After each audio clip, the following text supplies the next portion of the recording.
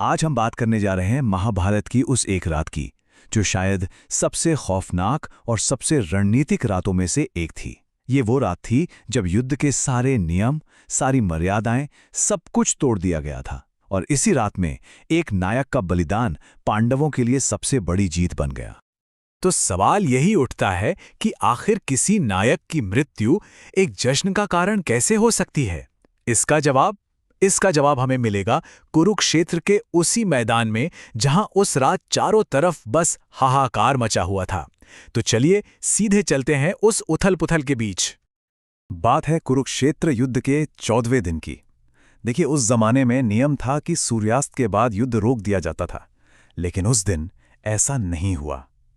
जयद्रथ की मृत्यु से दुर्योधन इतना ज्यादा गुस्से में था, इतना आग बबूला हो गया था कि उसने सारी मर्यादाएं ताक पर रख दी और उसने आदेश दिया कि मशालों की रोशनी में रात भर युद्ध जारी रहेगा।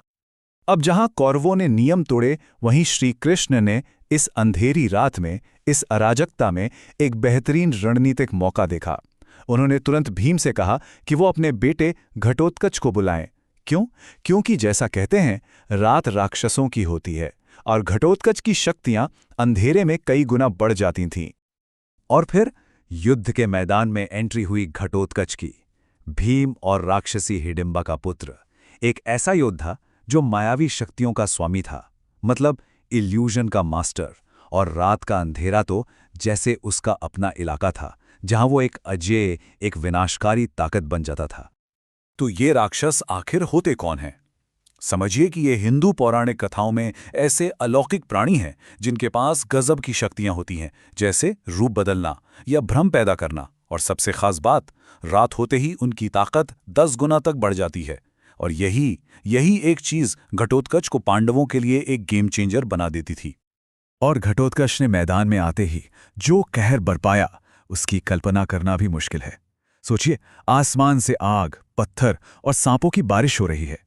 वो पल में अपना आकार इतना बड़ा कर लेता कि सैनिक पैरों तले रौंदे जा रहे थे। कभी अदृश्य होकर हमला करता, तो कभी हाथियों और घोड़ों में ऐसी भगदड़ मचा देता कि वो अपनी ही सेना को कुचल रहे थे। पूरी कौरव सेना में बस एक ही चीज थी, आतंक। तो अब सीन को बदलते हैं और कौरव खेमे की तरफ चलते हैं। वहां आलम यह था कि सबके हाथ पांव फूल गए थे, निराशा ही निराशा थी। और ऐसे में दुर्योधन अपने सबसे बड़े योद्धा, अपने ब्रह्मास्त्र कर्ण के पास जाता है और गिड़गिड़ाता है कि किसी तरह इस राक्षस को रोको जो हमारी सेना को निगलता जा रहा है। दुर्योधन की आवाज में उसकी बेबसी साफ छलक रही थी। वो कहता है, कर्ण, अपनी वास्तविक शक्ति का प्रयोग करो, वही शक्ति जिससे तुमने बरसों से सिर्फ और सिर्फ अर्जुन के लिए बचा कर रखा है। सोचो, अगर हम आज रात ही नहीं बचे तो कल अर्जुन को मारने के लिए बचेगा ही कौन? और अब कर्ण एक ऐसी दुविधा में फंस गए थे जिसका कोई आसान हल नहीं था। एक तरफ आज रात जिंदा बचने का सवाल था, सेना को बचाने का सवाल था, और दूसरी तरफ उनके जीवन का सबसे बड़ा लक्ष्य, अर्जुन पर विजय, जिसके लिए उन्होंने वो दिव्य अस्त्र बचा कर रखा था। ये एक ऐसी स्थिति थी जहां कोई भी फैसला सही नहीं था। और इससे पहले कि कर्ण कोई फैसला ले पाते, घटोत्कच ने अपना विशाल रूप ले लिया और वो सीधा कर्ण के रथ को ही कुचलने के लिए आगे बढ़ा। वो पल आखिरी पल था। उस वक्त कर्ण के पास चुनाव करने का मौका ही नहीं बचा था। और फिर बेहद भारी मन से कर्ण ने वो अस्त्र छोड़ दिया, वासवी शक्ति, देवराज इंद्र से मिला हुआ वो वरदान, वो एक बार इस्तेमाल होने वाला अस्त्र जिसे सिर्फ और सिर्फ अर्जुन के लिए रखा गया था। एक अंधी कर देने वाली रोशनी के साथ बिजली की रफ्तार से वो शक्ति घटोत्कच की तरफ लपकी। जैसे ही उस दिव्य अस्त्र ने घटोत्कच को छुआ, वो समझ गया कि अब उसका अंत निश्चित है, उसका समय आ गया था। लेकिन मरते हुए भी उसके दिमाग में अपने परिवार के लिए, पांडवों की जीत के लिए एक आखिरी रणनीतिक चाल तैयार थी। तो उसने अपनी आखिरी सांस लेने से पहले क्या किया? उसने अपनी माया से अपने शरीर को एक पहाड़ जितना बड़ा कर लिया और जानबूझकर कौरव सेना के ठीक ऊपर गिर गया।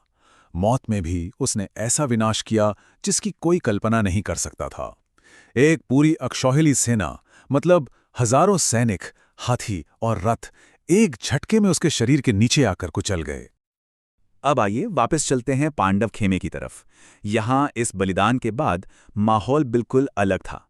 यहां जश्न नहीं बल्कि गहरा दुख और शोक छाया हुआ था। सोचकर देखिए, भीम अपने बहादुर बेटे के लिए रो रहे थे, युधिष्ठिर अपने भतीजे के लिए। पूरे खेमे में बस मातम पसरा हुआ था। लेकिन एक जगह थी जहां मातम नहीं था, श्री कृष्ण के रथ पर। और वहां जो हो रहा था उसे देखकर सब हैरान थे। श्री कृष्ण खुश हो रहे थे, आनंदित थे, वो लगभग नाच रहे थे। अर्जुन तो ये देखकर बिल्कुल स्तब्ध थे। उन्हें समझ नहीं आ रहा था कि आखिर हो क्या रहा है। और तभी कृष्ण ने इस पहेली को सुलझाया। उन्होंने अर्जुन को समझाया, अर्जुन, ये वासवी शक्ति तुम्हारी निश्चित मृत्यु थी। कर्ण का वो ब्रह्मास्त्र था जिसे उसने सालों से सिर्फ तुम्हारे लिए बचा कर रखा था। आज अपना बलिदान देकर घटोत्कच ने तुम्हारे प्राण बचाए हैं, तुम्हारी मौत को अपने ऊपर ले लिया है। इसलिए आज तुम और पांडव सेना सच्चे अर्थों में विजयी हुए हो। तो अब देखते हैं कि इस एक मौत ने, इस एक बलिदान ने युद्ध के पूरे समीकरण को कैसे बदल कर रख दिया। क्योंकि अब युद्ध की जो बिसात थी वो पूरी तरह से रीसेट हो चुकी थी।